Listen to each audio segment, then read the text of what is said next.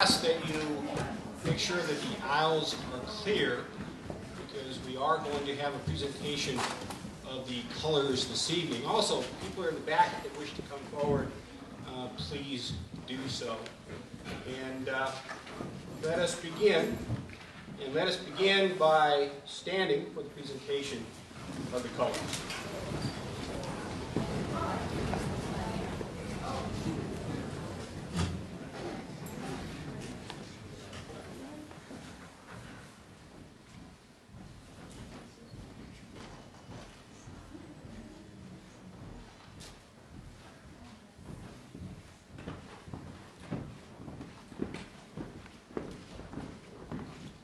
Detail. Hold. Left. Face. Present. Arms. Please remain standing. Pledge. Indivisible, with liberty and justice for all. Thank you. Please be seated. Order. Arms. Right. Face. Forward. March.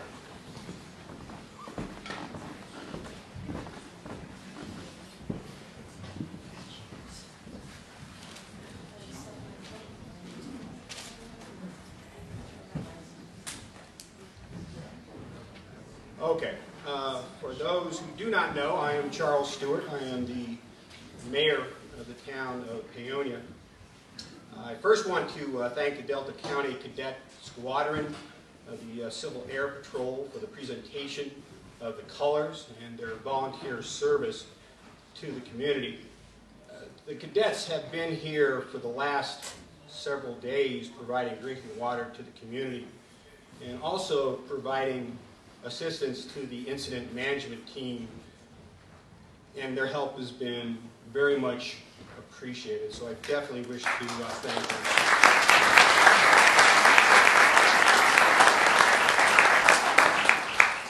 Our emergency has given them an opportunity to put their extensive hours of training to use, and we are definitely grateful for that.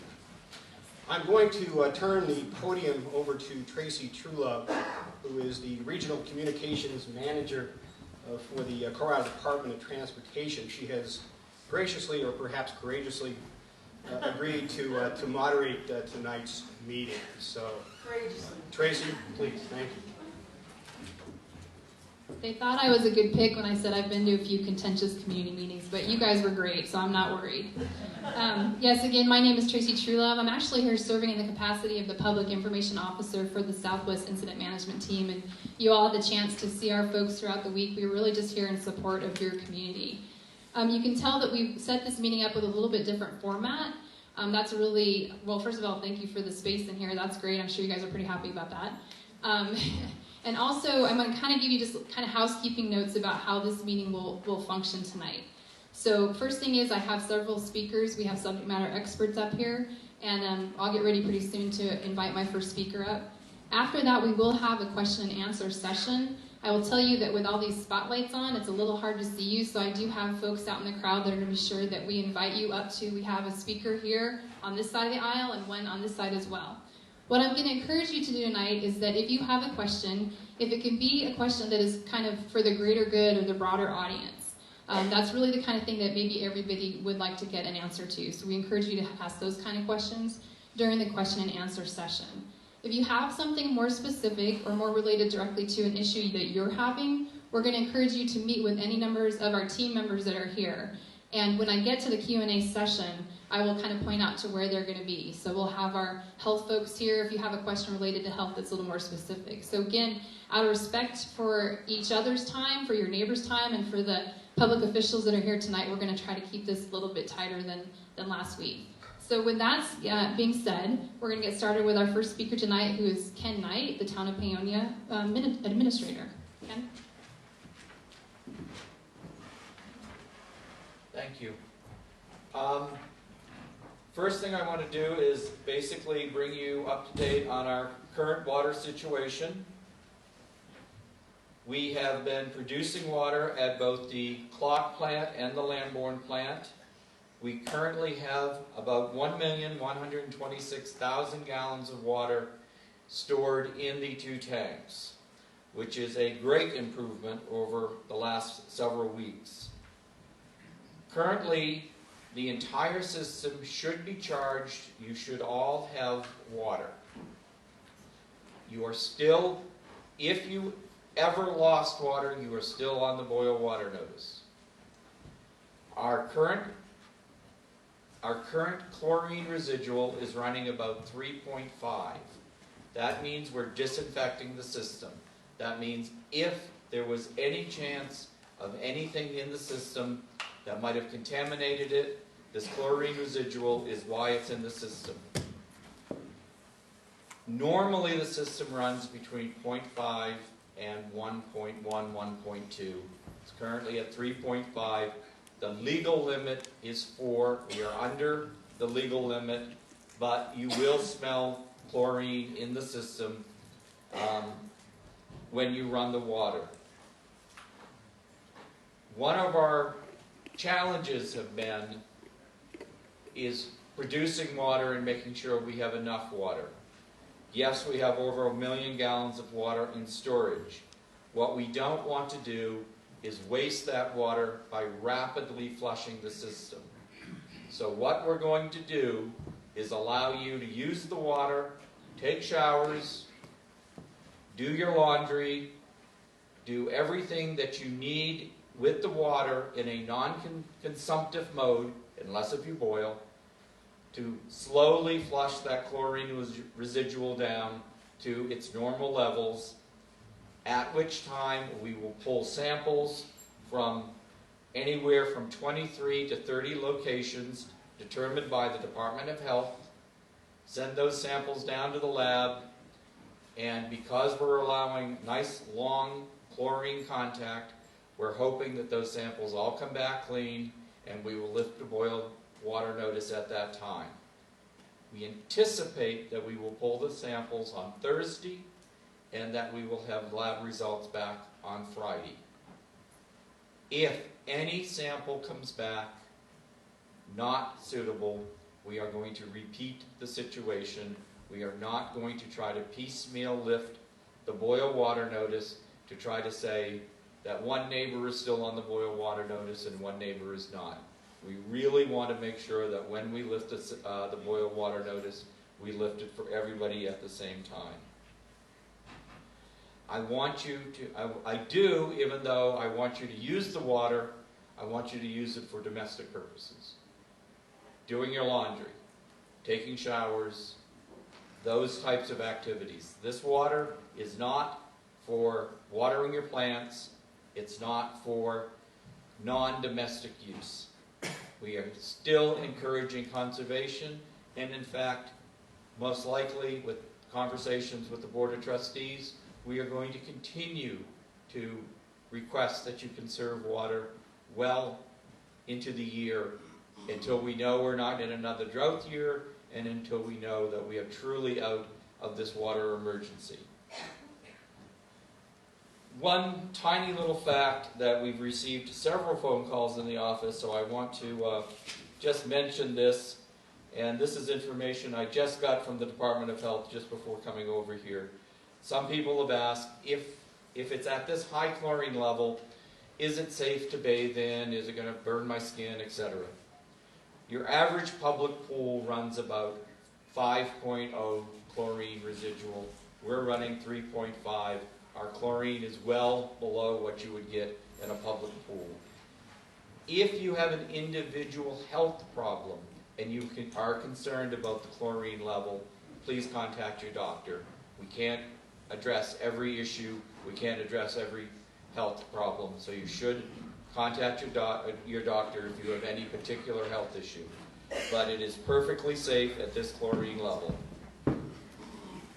I wish I could tell you that we were going to lift the boil water notice tomorrow, but we are working on the abundance of safety.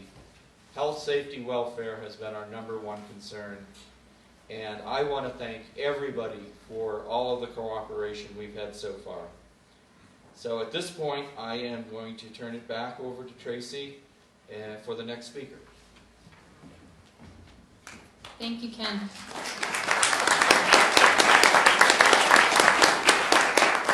Now I'd like to welcome Heather Drizzle from the CDPHE to the podium. Hello? Thank you.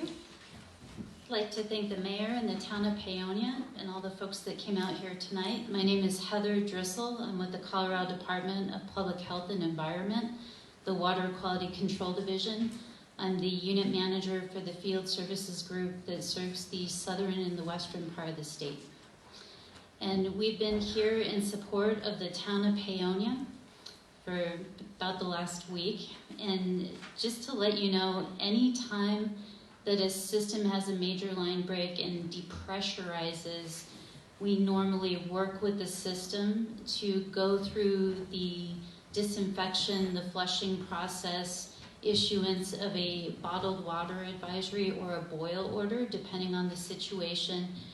And we work through that process to protect public health. Because anytime you depressurize a system, things can come back into the system through the pipes, and when you raise the chlorine level up, which is what the town of Paonia is in the process of doing right now. Ken mentioned that the chlorine level right now is about 3.5, which is what we would expect to see when you're trying to disinfect a system. So if you notice a smell coming from the tap, that's a good thing. It means the system's being disinfected. But it takes time to get that to pull through the rest of the town and the distribution system piping. It's a process. And then once that is pulled through the system to disinfect the lines, we bring the residual back down to a normal level, which you're used to seeing. And then we do a series of testing throughout the distribution system. And we've been working closely with the town of Paonia on establishing that sampling plan, because we want to make sure that it's representative of the distribution system. And the town of Paonia is a little bit unique because you have a really wide distribution system. You have a very centralized center town part, but the outlying areas, it's a pretty significant size distribution system. So it's going to take a time, as Ken mentioned, to go through that process. But when we do the bacteriological sampling, which is what we're going to be sampling for, we're going to be testing the water for total coliform bacteria, which is an indicator of if there's bacteria in the lines. And the disinfection that's going on right now should take care of that. But the testing is there to confirm that the disinfection's been done, the flushing's been done, and it's all safe to release that boil order. So we will be working with the town on the testing for the bacteriological samples based on that sampling plan that we established today. And also we'll be testing the chlorine levels too, to see that they're back down to normal levels throughout the distribution system. And again, this is all in an effort to protect public health and ensure that your drinking water is safe going forward.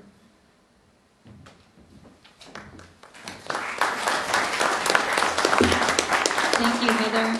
Right now I'd like to invite to the podium Ken Nordstrom from Delta County Health.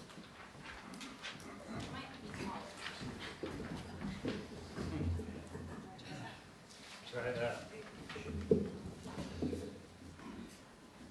Boy, water is important, isn't it? Wow. I know you folks have had some difficult times here the past couple of weeks. And we at the health department really want to make sure that we get through this without any major health incidents. So we've been working hard to get messages out about safe drinking water and doing what it takes to keep that water safe. So one of the questions that we keep hearing is, do I still need to boil my water? And even though they do have disinfection in the lines now, the chlorine in the line, it's important that you still boil your water. And some people have said, well, I've never lost water. I've had water the whole time. But the problem is in this, we aren't in Kansas anymore, right? It's not flat. We have hills, we have valleys. So if you live in a valley, there's all kinds of taps up above you and higher elevations and water in those lines. And so as you draw out water, we've all seen siphons work, right? When we've siphoned gasoline. Well, some of us have. And we've seen siphons. So when people draw water in the lower valley, that may siphon up above water. And let's say Joe left his hose in the stock tank up above and left the valve open. Well, it's possible that some of that water may have got sucked into the system, contaminating. And also when you lose pressure, groundwater or other contaminated dirty water can seep into the system.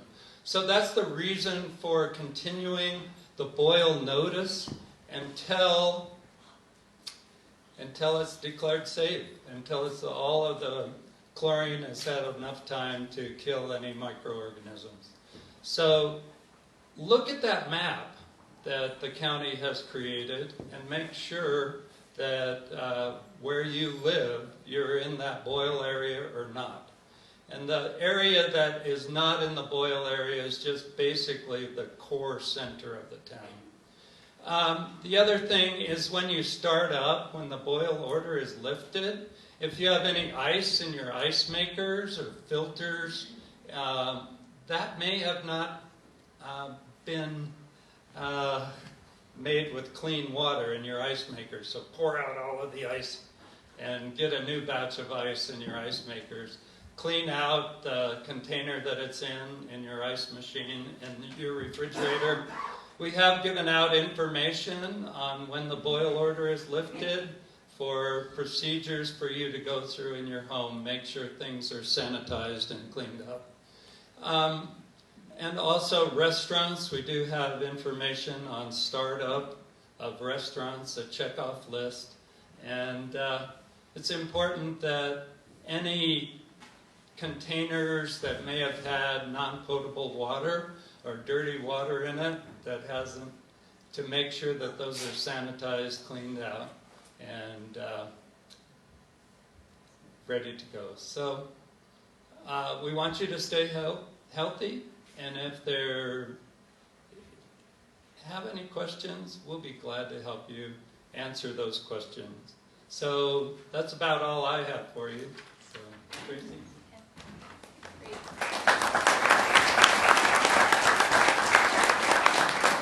Thank you, Ken. Now I'd like to bring up your Mayor Stewart for the town of Paonia to kind of close us out until we get to the question and answer session. Okay. First of all, I was asked to briefly describe the investments that the town has made in the water system during the last 6 years. As many of you probably know, in 2012, the town began a process of substantially upgrading the water system. Can you speak up? I will be glad to do so. Is that better? Yes. Okay.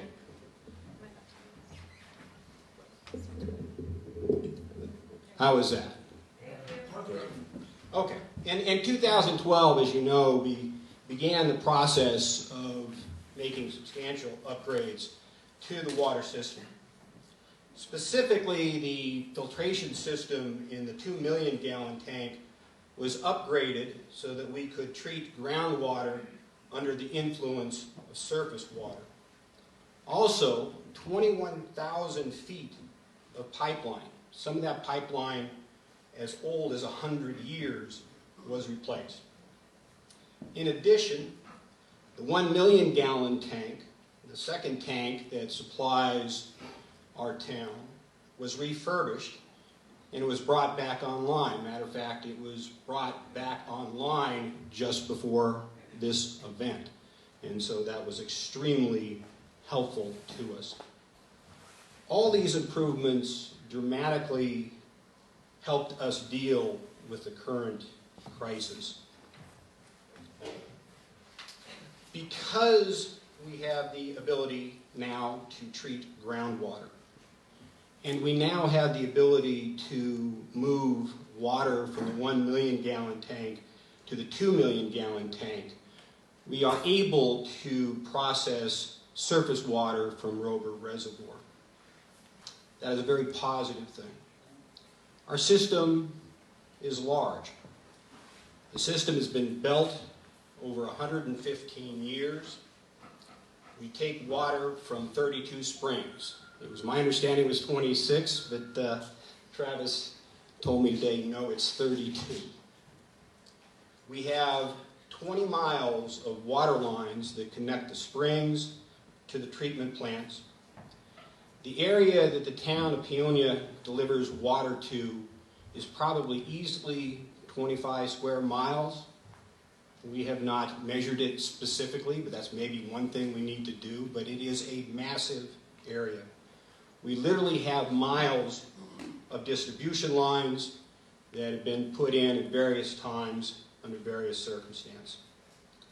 In the last 6 years, the town has spent just under $6 million on the water system. There is a pie chart. I don't know if it is up on the screen or it's being passed around or is otherwise available.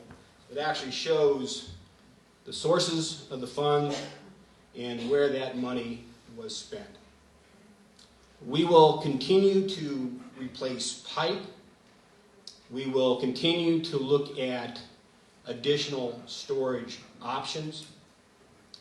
However, the town of Paonia, like all water providers, can only do so much at a time, but we will continue to do all that we can. We will review this incident to determine what we can do better and where we wish to direct future resources. We are in this all together. We are all served by the same system. Also, I want to thank some folks. During the 5 years that I've been on the town board, one of my greatest concerns was that the town could not respond adequately to an emergency. My biggest concern was that the town, the county, and the state would not be able to work together effectively. I no longer have those concerns. I have been very impressed with the assistance that has been provided to the town from the county and the state. I have been very impressed with the ability of the town, the county, and the state and members of this community to work together to address the emergency. There are a lot of people that I would like to thank, and I'm sure that there were people that I miss, and I apologize for anyone that I miss. This may take some time, but I think it's important for everyone to understand how many people have helped out. First of all, Delta County. Chris Stewart, the coordinator, Delta County Emergency Management. He was the first person up here on February 18th, and he's done a terrific job coordinating the response to the emergency. The county commissioners, Mark Rober, Don Supas, Mike Lane, they declared a county emergency, allowed the town to obtain state assistance. They have been involved and supportive throughout. They have taken part in daily phone calls regarding the status and also to assist us with anything that we may need. Robbie LaValle, Delta County Administrator. She made sure that the town had all county assets available to it. Ken Nordstrom, Larry Hudnall from Delta County Health Department. They have helped the town navigate all the health issues related to complete loss of water.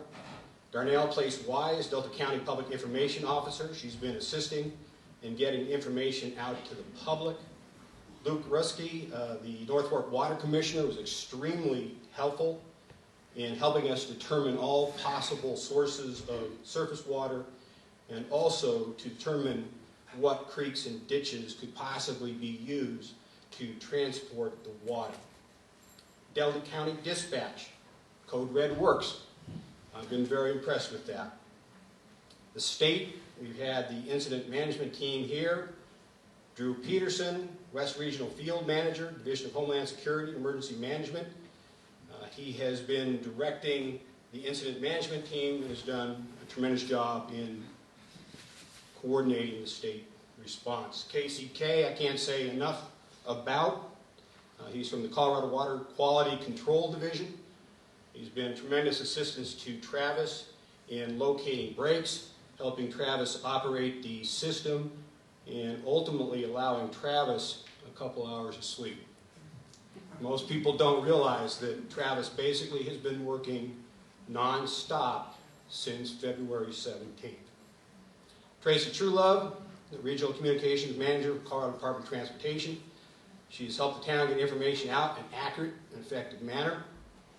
She's taken some of the burden off of Corinne, and she's willing to moderate tonight's meeting, so we're definitely appreciative of her. Jim Spratlin, Doug Fritz, Troy Mead, Michael Davis, all members of the response team. Basically, they'll do just about anything that needs to be done. If there's something we need, whether it be tankers, water, detection equipment, technical support, they have been the ones that have been getting that done. Chris Donegan is financial analyst from the city of Fort Collins. He is in here to assist Cindy in calculating the cost of the in-kind contribution. There's a lot of folks, the state, the county, other municipalities, a lot of folks around the state that are assisting us without reimbursement. But we need to know how much all of that is worth. Other outside communities, City of Westminster, they provided sensors that allowed us to discover the break at the school. They were out there at 2 o'clock in the morning where people weren't taking showers or flushing toilets in the core portion of town, listening. And that equipment is fairly sophisticated. That came from the City of Westminster. The City of Denver, they offered engineering assistance if it was needed. They offered large pumps if necessary. The Civil Air Patrol, as I previously indicated, have been busy providing folks with water and running all necessary errands. Local residents and entities, Mark Rover, Steve Kostler, Lamborn Ranch. They allowed the town to use their water. And I can tell you,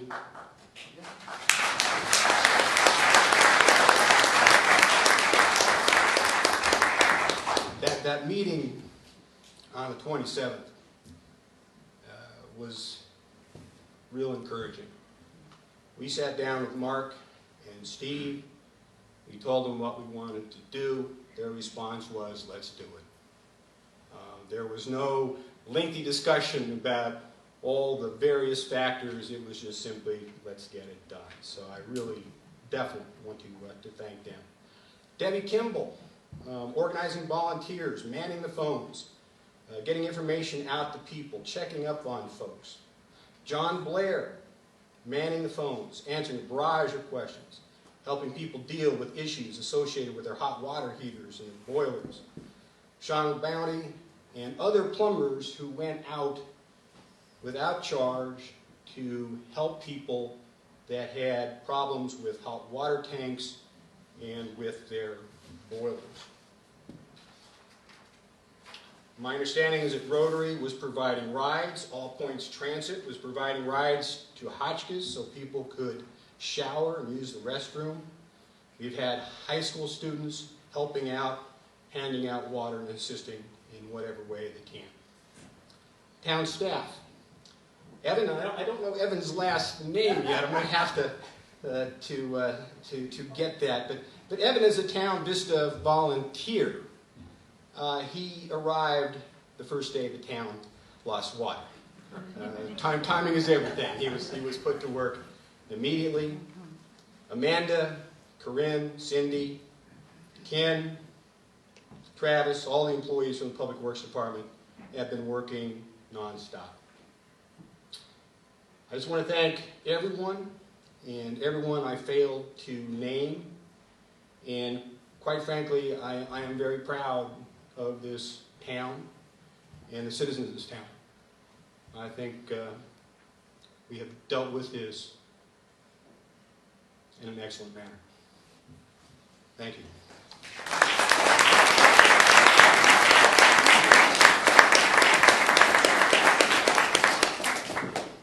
Thank you, Mayor. All right, we're going to open it now to the question and answer part of the meeting. We are going to encourage you that you need to come up on either side of the aisles. We have these standing microphones to ask your question. Otherwise, it's going to be really tough to see you or hear you just because these stage lights are pretty daunting. So do we have anybody that would like to come up and ask a question for the good of the group? Wow, you guys are amazing. Well, if anybody wants to stick around, are they coming up? Okay, here they go. Just took a minute. Okay. Yeah.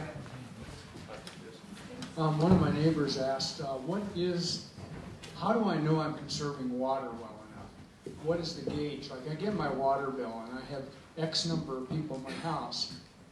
What's a good measure for that? Is it 400 gallons a month? Is it 500 gallons a month? How do we know we're doing a good job?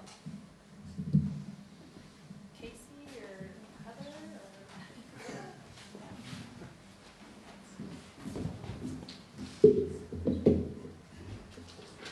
I would recommend that you take a look at your previous water bills and to get an idea what your baseline usage is, because it's going to vary depending on how many people are in the house, how much grass you have in the summer if you're not using irrigation water to water your gardens and your lawns and stuff.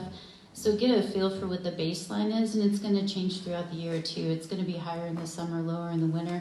And then compare with whatever efforts you're making. If you're trying to use low water use fixtures or low water use toilets or washing machines, that kind of thing, and try to get an idea what the difference is there.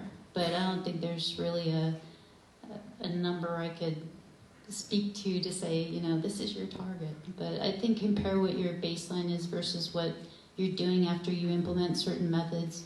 Work with your public works department as well if you have questions. We have a question over here on the right. Yeah, so I think my takeaway point from this water emergency was that conservation is not necessarily a public or like a personal decision. It's more of kind of a public action with not enough water to go around. And so I'm wondering specifically for the town of Paonia, what's going to be done in terms of incentivizing conservation?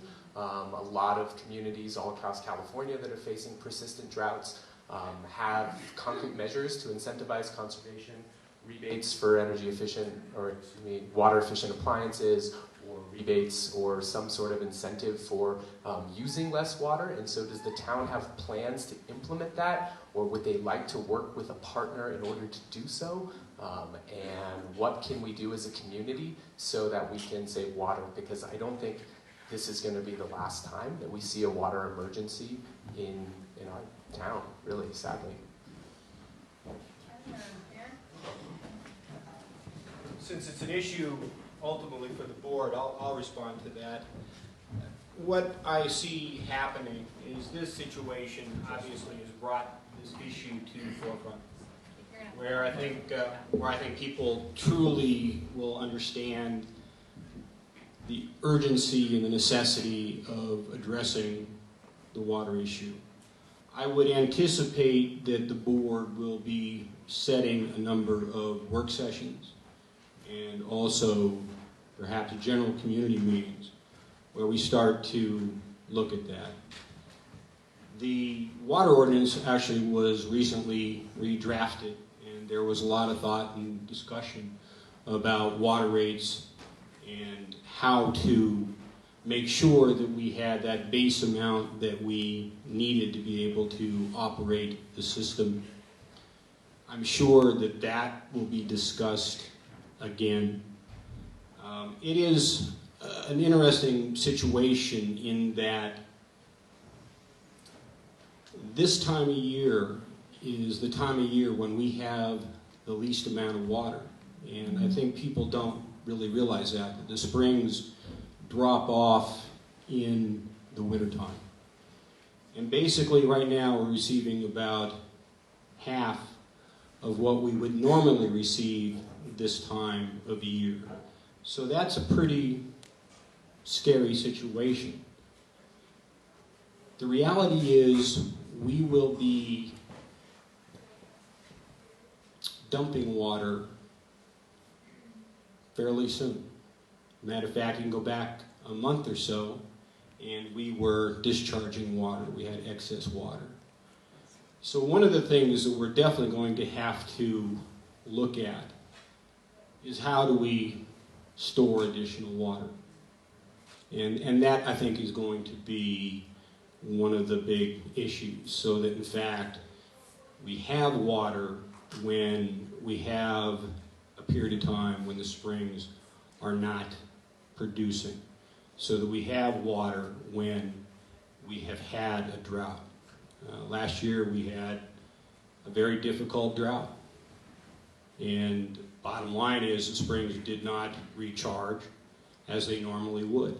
So we've got to be able to plan for that, and there's already discussions about how we can do that. So that's going to be a big part of the discussion. Conservation clearly is going to be a big part of the discussion.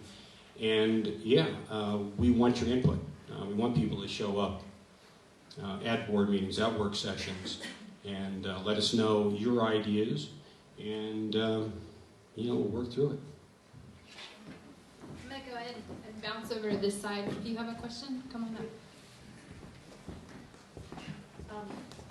I'm really fortunate because I'm on rainwater catchment at my houses, so none of this affected me at all. I'm on Lambourne Mesa, and everybody there is on a boil order, so I was really fortunate because it didn't make a bit of difference to me. I had plenty of water. But it seems to me that this was an unusual year. We had the worst drought ever recorded, and obviously nobody would wish that this happens like it did, how it did, when it did, anything. And everybody did the best that they could, I think, to deal with the situation. But my question is, the springs, water's a funny thing. It's not really that predictable. And as you just said, it takes a while for springs to recharge. And we don't know whether they will recharge. We don't know how much they will or if they will move. Water's funny like that.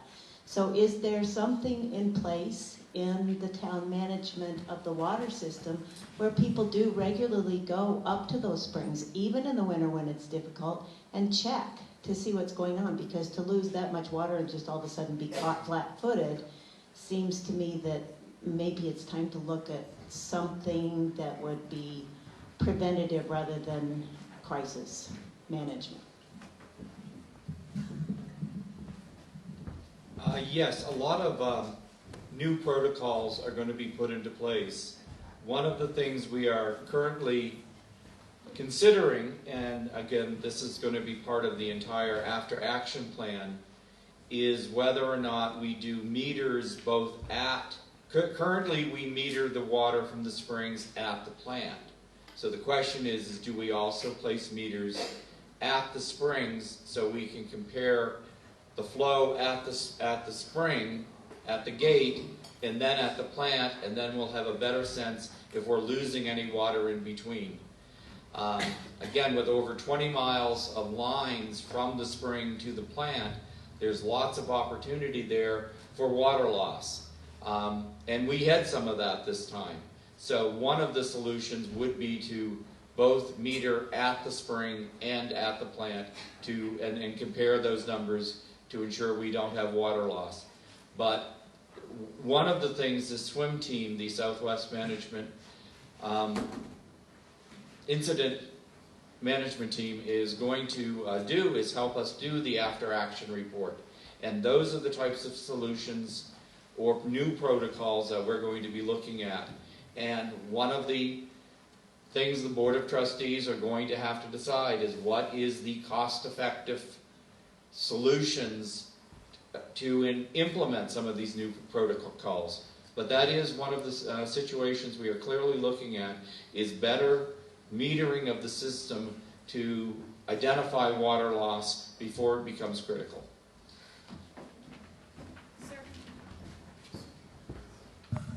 I'm not sure you'll have the answer to this based on that question. This is kind of a continuation. What is the current recharge rate of our water supplies, of our tanks, and when will we expect those to, based on known information, to reach capacity?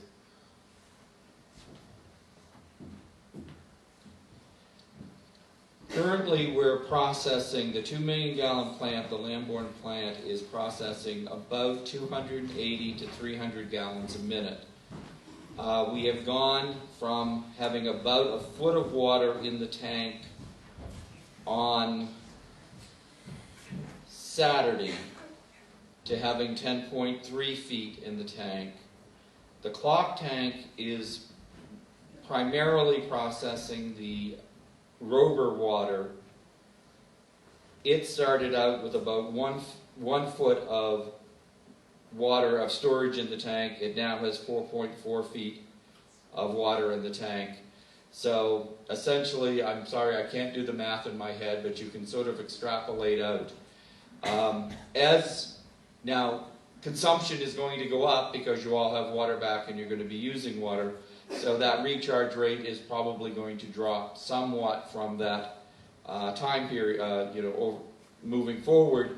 But we are clearly seeing recharge rates now of the plant, that we have the additional water. We have fixed the one spring line and the major leaks by the elementary school and behind the library. So we're clearly, again, we're up to 1.126 million gallons, and we hope to be at 3 million gallons within the next couple of weeks. Again, depending upon usage, depending upon flows from the springs, and we're certainly not going to drain Rober Reservoir. We are going to be respectful of Lamborn Ranch and use that water judiciously, but we do want to fill the clock tower as much as possible using that water that they've generously offered. But again, we are going to be good neighbors to them, just like they were good neighbors to us. Do I have more questions on this side? Please come on up to the microphone. I don't really have a question. I'm just here supporting Civil Air Patrol. And as soon as we found out you guys were taking on volunteers, we contacted Corinne, which led us to Debbie. And we wanted to thank you all for showing us how to do things and putting the kids to work. They've been training for 2 years with FEMA and emergency services just to do this for our county. And thank you guys for including us.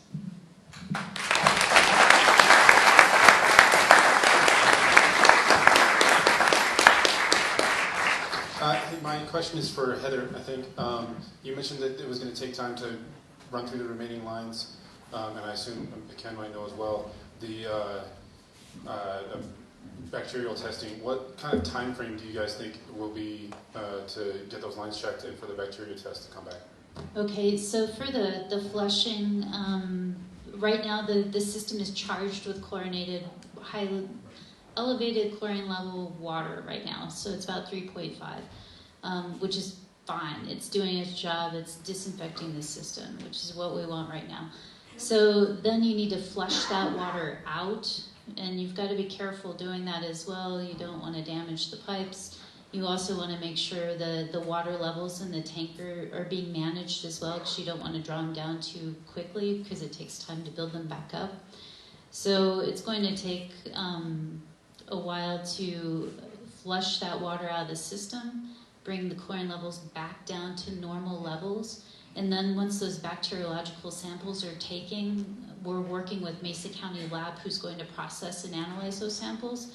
It takes about 24 hours to get final results back. And then we'll work with the town of Paonia, and CDPHE will be looking at those results, and if they all come back negative for bacteria, then we would be looking at lifting that bottled water advisory in coordination with the town. Okay, and that's like a week or? No, we're working with Travis and with Ken on that, and it's looking like towards the end of this week. Yeah. Thank you. Yes, go ahead. Thank you. Hi. My question has to do with water taps. How many water taps are there in town? How many are outside of town? And as far as future development, I know you guys will sell water taps, up to 5 a year, outside of town to water companies. Are you going to continue to do so? Okay. I'll give you some round numbers. It's amazing how we think simple questions are simple. and you sit and talk to Corinne and you start to realize all the variations that are out there. But basically, half of our taps are outside of town. Half the taps are inside of town. Right now, with our current ordinance, the town can sell up to 5 water taps per year. They have to be sold to a water company, and basically the idea with that is that the water company then is responsible for administering those taps. However, under the current ordinance, each sale has to be approved by the Board of Trustees. And so one of the fundamental questions that the board is going to have to answer is whether or not it wishes to sell any taps. And that is a question that the board is going to have to address. And so I can't give you a definitive answer. That is a board question in terms of what the board will do. But obviously, you have to be concerned about how many taps you have out there.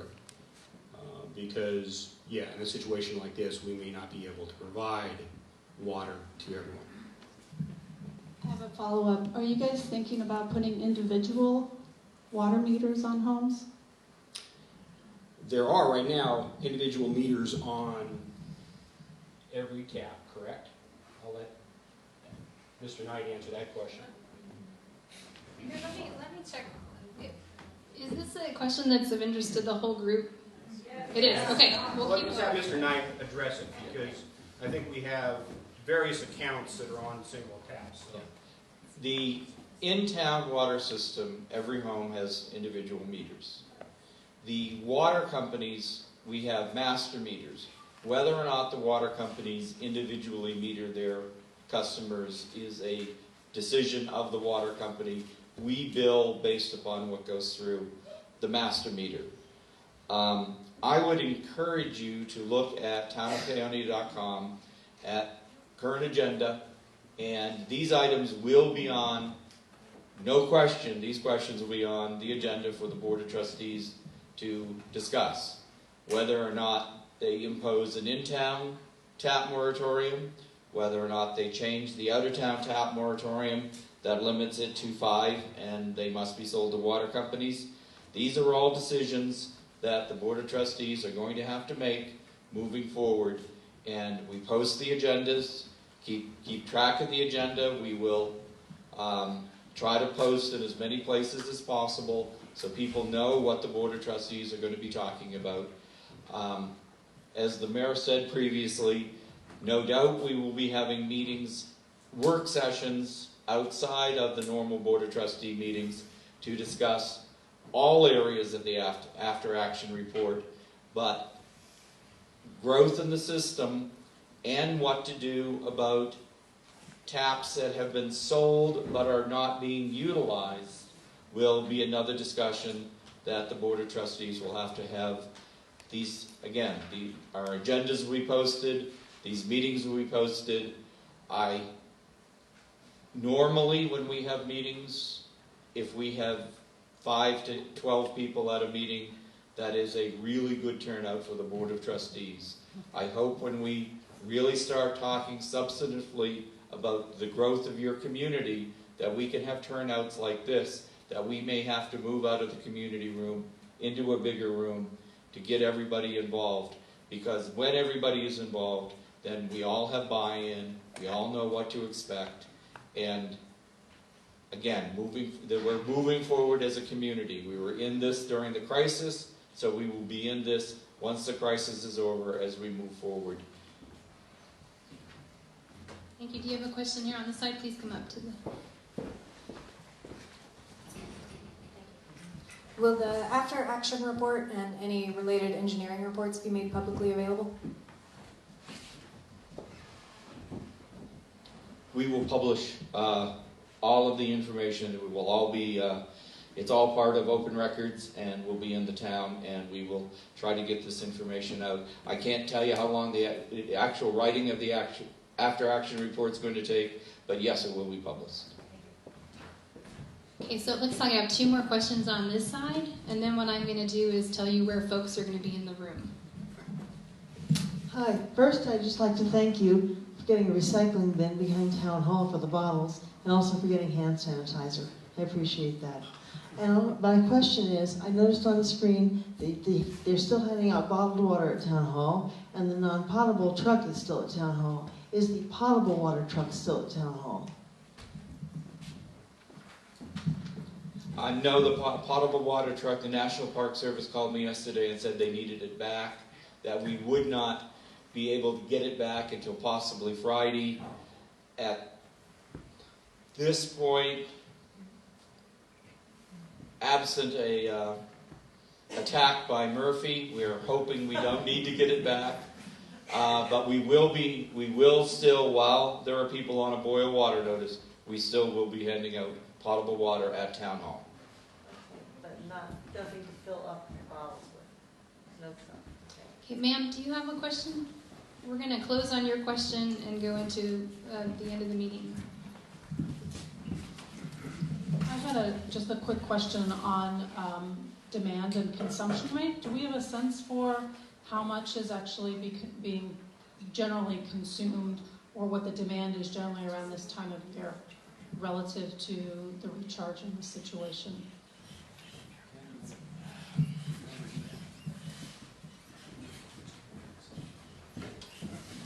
Very roughly, and again, these are hard numbers to wrap your head around, but very roughly we have a demand of somewhere in the low 200 gallon a minute rate throughout the entire system at this time of year. When we were producing less than 200 gallons a minute, demand was exceeding production.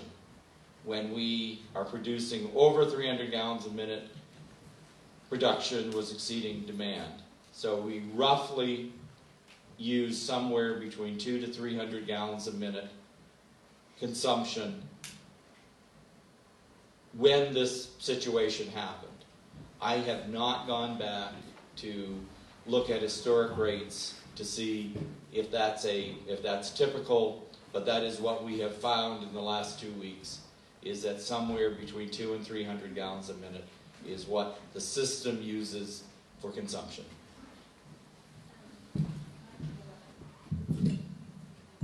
And I'm sorry for the follow-up question because I'm math challenged, but do you have a sense for what that means in terms of, like, relative to the size of the tank? We talk about 2 million gallon tanks, 1 million gallon tanks. So what does that mean? Does that mean 200,000 gallons a day? What does that translate into? Perhaps Travis might be the one. Yeah. I'm not sure if we have actual gallons a day. And Travis, if we have said anything inaccurate, feel free to correct us, because Travis is the person who knows the system inside and out. So, feel free, Travis. Before this happened, we were producing roughly between 135 to 148,000 gallons a day, which is pretty normal for this time of year, not unusual. When this occurred, production was brought up to close to 200,000 gallons a day, and we were still not keeping up until we found the leak at the school, which we estimated was right around 100,000 gallons a day. And when we got that resolved, immediately our tanks started filling at production of about 181,000 gallons a day.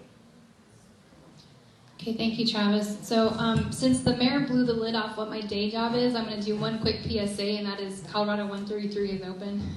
The rocks are clear. Yes. And then with that said, I'd like to keep Mayor Stewart and Ken up here in the front. We have maps in the back, and on this right-hand side, I'd like to have Heather and Casey from CDPHE to answer questions. And I'm going to put Ken Nordstrom on this side of the room so that you guys have some room to ask some questions. Not enough has been said tonight because there's a lot to people think, but Corinne Ferguson will continue to be a tremendous point of contact, and good on her for doing a really tough job.